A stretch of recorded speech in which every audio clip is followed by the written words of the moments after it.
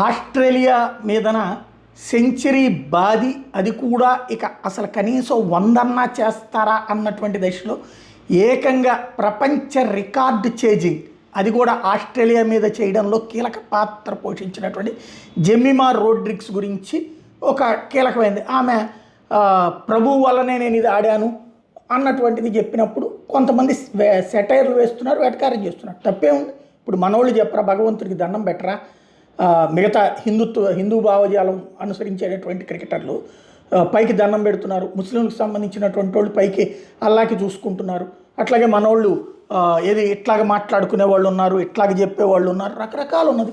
ఎవరి మత విశ్వాసం వాళ్ళది. అలాగే భగవంతుడి దయ వల్ల అని చెప్తుంటారు. అందులో తప్పే ఉంది, అందులో ఏమీ తప్పులేదు. అయితే జెమిమా రోడ్రిగ్స్ ఫాదర్ మాత్రం కాంట్రవర్సీ.